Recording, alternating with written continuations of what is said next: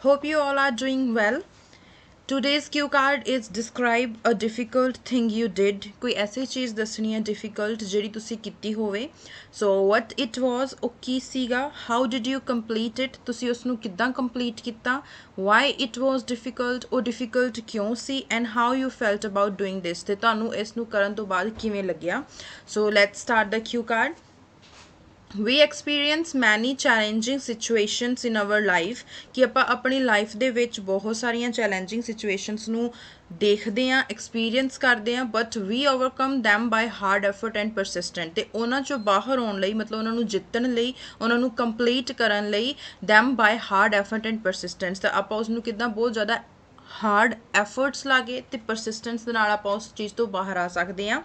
Hair I would like to discuss a challenging experience I had in high school.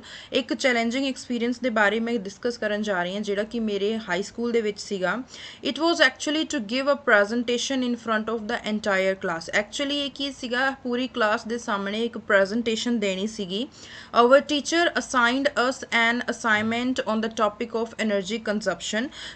ਜਿਹੜਾ ਸਾਡਾ teacher ਸੀ ਉਹਨੇ ਸਾਨੂੰ ਇੱਕ ਅਸਾਈਨਮੈਂਟ ਦਿੱਤਾ ਐਨਰਜੀ ਕੰਜ਼ਪਸ਼ਨ ਦੇ ਟੌਪਿਕ ਦੇ ਉੱਤੇ, and she requested us to present our findings in front of the entire class. ਅਤੇ ਉਹਨੇ ਸਾਨੂੰ ਰਿਕੁਐਸਟ ਕੀਤੀ ਕਿ ਅਸੀਂ ਆਪਦੀ ਜਿਹੜੀਆਂ ਫਾਈਂਡਿੰਗਸ, ਲਾਈਕ ਜੋ ਵੀ ਅਸੀਂ ਕੀਤਾ ਆ ਜਾਂ ਜੋ ਵੀ ਅਸੀਂ ਰਿਸਰਚ ਕੀਤੀ ਉਸ ਨੂੰ ਐਂਟਾਇਰ ਕਲਾਸ ਦੇ ਜਾਂ ਪੂਰੀ ਕਲਾਸ ਦੇ ਸਾਹਮਣੇ ਬੋਲੀਏ.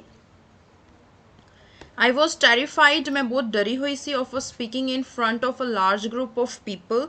ਬਹੁਤ ਜ਼ਿਆਦਾ ਲੋਕਾਂ ਦੇ ਸਾਹਮਣੇ ਗੱਲ ਕਰਨ ਤੋਂ ਜਾਂ ਬੋਲਣ ਤੋਂ ਮੈਂ ਬਹੁਤ ਜ਼ਿਆਦਾ ਡਰੀ ਹੋਈ ਸੀ. since I had a fear of public speaking, ਕਿਉਂਕਿ ਮੈਨੂੰ ਕੀ ਸੀਗਾ, public speaking ਦਾ fear ਸੀਗਾ.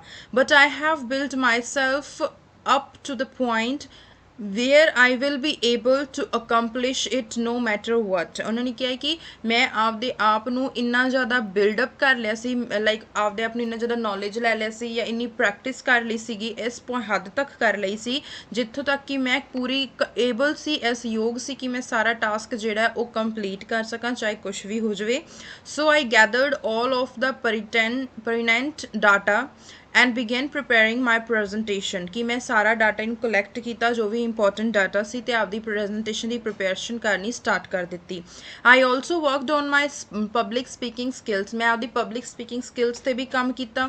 Everything ਵੈਂਟ smoothly on the day of the assignment ਦੇ ਡੇ ਦੇ ਉੱਤੇ ਸਾਰੀ ਚੀਜ਼ਾਂ ਬਿਲਕੁਲ ਵਧੀਆ ਚੱਲ ਰਹੀਆਂ ਸੀ. ਵੈਂਟ ਸਮੂਥਲੀ, ਲਾਈਕ ਵਧੀਆ ਚੱਲ ਰਹੀਆਂ ਸੀ. I even received a perfect score of 10 out of 10. I was very pleased with myself ਕਿ ਮੈਂ ਈਵਨ ਬਹੁਤ ਅੱਛਾ ਸਕੋਰ ਲਿਆ 10 ਵਿੱਚੋਂ 10, ਅਤੇ ਮੈਂ ਆਪਦੇ ਆਪ 'ਤੇ ਮੈਨੂੰ ਬਹੁਤ ਜ਼ਿਆਦਾ ਪ੍ਰਾਊਡ ਹੈ. ਸੋ ਇਹ ਤਾਂ ਸੀ ਅੱਜ ਦਾ ਕਿਊ ਕਾਰਡ, ਵੈਰੀ ਸਿੰਪਲ ਕਿਊ ਕਾਰਡ. ਨਾਓ ਨੈਕਸਟ ਵਨ, ਐਵਰੀਵਨ ਕੰਪਲੀਮੈਂਟਡ ਮਾਈ ਪਬਲਿਕ ਸਪੀਕਿੰਗ ਐਬਿਲਿਟੀਜ਼. ਹਰ ਕੋਈ ਜਿਹੜਾ ਸੀ ਉਹ ਮੇਰੀ ਪਬਲਿਕ ਸਪੀਕਿੰਗ ਐਬਿਲਿਟੀਜ਼ ਨੂੰ ਕੰਪਲੀਮੈਂਟ ਕਰ ਰਿਹਾ ਸੀਗਾ, as well as the efforts, ਤੇ ਐਫਰਟਸ ਦੀ ਵੀ ਸਹਾਰਨਾ ਕਰ ਰਿਹਾ ਸੀ. I put into presenting and preparing the project. ਕਿ ਜਿਹੜੇ ਐਫਰਟਸ ਮੈਂ ਆਪਦੀ ਪ੍ਰੈਜੈਂਟੇਸ਼ਨ ਨੂੰ ਜਾਂ ਪ੍ਰੋਜੈਕਟ ਨੂੰ ਬਣਾਉਣ ਦੇ ਲਈ ਅਤੇ ਉਸ ਨੂੰ ਲੋਕਾਂ ਦੇ ਸਾਹਮਣੇ ਪ੍ਰੈਜੈਂਟ ਕਰਨ ਲਈ ਯੂਜ਼ ਕੀਤੇ ਸੀ. My self assurance increased as a result. ਅਤੇ ਇਹਦੇ ਨਾਲ ਕੀ ਹੈ, ਜਿਹੜਾ ਮੇਰਾ ਸੈਲਫ ਕੌਨਫੀਡੈਂਸ ਹੈ ਉਹ ਵੀ ਵੱਧ ਗਿਆ. ਆਈ ਐਮ ਸੋ ਗਲੈਡ, ਮੈਂ ਬਹੁਤ ਖੁਸ਼ ਸੀ. I decided to take part in the competition. It has been quite beneficial to me. ਇਹ ਮੇਰੇ ਲਈ ਬਹੁਤ ਹੀ beneficial ਹੈ. Now let's move to the follow-up question. First one, what kinds of jobs require people to be confident? ਕਿਸ type ਦੀਆਂ jobs ਹੁੰਦੀਆਂ ਜਿਹੜਾ ਕਿ ਲੋਕਾਂ ਨੂੰ ਕੌਨਫੀਡੈਂਟ, ਲਾਈਕ ਜ਼ਰੂਰੀ ਹੈ ਕਿ ਤੁਹਾਡੇ ਵਿੱਚ ਕੌਨਫੀਡੈਂਸ ਹੋਣਾ ਚਾਹੀਦਾ ਹੈ. In my opinion, any type of profession necessitates a high level of confidence. ਕਿਉਂਕਿ ਹਰ ਇੱਕ ਪ੍ਰੋਫੈਸ਼ਨ ਦੇ ਵਿੱਚ ਕੌਨਫੀਡੈਂਸ ਦੀ ਜ਼ਰੂਰਤ ਹੁੰਦੀ ਆ, ਕਿਉਂਕਿ ਵਿਦਾਊਟ ਇਟ, ਇਸ ਤੋਂ ਬਿਨਾਂ a person will be hesitant to perform any activity. ਕਿਸੇ ਵੀ ਐਕਟੀਵਿਟੀ ਨੂੰ ਪਰਫੋਰਮ ਕਰਨ ਲਈ ਇੱਕ ਬੰਦਾ ਹੈਜ਼ੀਟੈਂਟ ਹੁੰਦਾ ਹੈ ਜਾਂ ਹੈਜ਼ੀਟੇਸ਼ਨ ਫੀਲ ਕਰਦਾ ਹੈ. And this is the competitive period. ਅਤੇ ਹੁਣ ਕੀ ਹੈ, ਕੰਪੀਟੀਸ਼ਨ ਵਰਲਡ ਚੱਲ ਰਿਹਾ ਹੈ. If one has the confidence and courage to achieve one's goal. ਜੇ ਇੱਕ ਬੰਦੇ ਵਿੱਚ ਆਪਦੇ ਗੋਲਸ ਨੂੰ ਅਚੀਵ ਕਰਨ ਦਾ ਕੌਨਫੀਡੈਂਸ ਅਤੇ ਕਰੇਜ ਹੈਗਾ, nothing will be able to stop them from arriving at their destination. ਕੋਈ ਵੀ ਉਸ ਨੂੰ ਆਪਦੀ ਡੈਸਟੀਨੇਸ਼ਨ 'ਤੇ ਪਹੁੰਚਣ ਤੋਂ ਰੋਕ ਨਹੀਂ ਸਕਦਾ.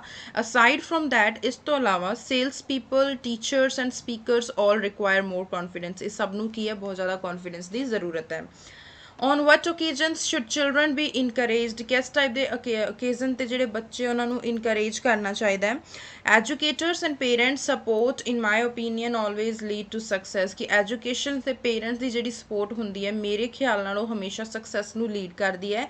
And children should be encouraged at every stage of their life, Har stage life ਦੀ ਹਰ ਇੱਕ ਸਟੇਜ ਉੱਤੇ ਚਿਲਡਰਨ ਨੂੰ ਇਨਕਰੇਜ ਕਰਨਾ ਚਾਹੀਦਾ ਹੈ, ਸੱਚ ਐਜ਼ ਜਿਵੇਂ ਕਿ when they try to participate in school contest or when they wish to pursue their interest in a certain sector. Question number 3. How can people in the neighborhood help the elderly during an epidemic? ਕਿ ਕਿਵੇਂ ਜਿਹੜੇ ਲੋਕੀ ਹੈ ਉਹ ਆਪਦੇ neighborhoods ਦੀ help ਕਰਦੇ ਆ the elderly during an epidemic? People can assist people in a variety of ways. Assist ਹੁੰਦਾ help ਕਿ ਲੋਕਾਂ ਦੀ ਜਾਂ ਦੂਸਰੇ ਲੋਕਾਂ ਦੀ ਬਹੁਤ ਤਰੀਕਿਆਂ ਨਾਲ help ਕਰ ਸਕਦੇ ਆ during crisis situations, including ਜਿਵੇਂ ਕਿ supply grocery product, ਉਹਨਾਂ ਨੂੰ grocery product supply ਕਰੇ, food, clothing and most importantly medical services, because ਕਿਉਂਕਿ people have no source of income during the lockdown period, ਕਿ ਲੋਕਾਂ ਕੋਲੇ lockdown period ਦੇ during ਕੋਈ ਵੀ source of income ਨਹੀਂ ਹੁੰਦਾ। most charity donate finances and food to the starving, ਤੇ ਜ਼ਿਆਦਾਤਰ ਜਿਹੜੀਆਂ charities ਹੈਗੀਆਂ ਉਹ ਪੈਸਾ ਵੀ ਦਿੰਦੀਆਂ ਤੇ food ਵੀ ਦਿੰਦੀਆਂ ਜਿਹੜੇ starving people ਹੁੰਦੇ ਆ। so ਇਹ ਸੀ ਅੱਜ ਦਾ Q card, this is all about this Q card, so hope you guys like this। ਤੇ ਅੱਜ ਦੀ ਵੀਡੀਓ ਦੇ ਵਿੱਚ ਇੰਨਾ ਹੀ। Let's meet tomorrow, take care, bye bye.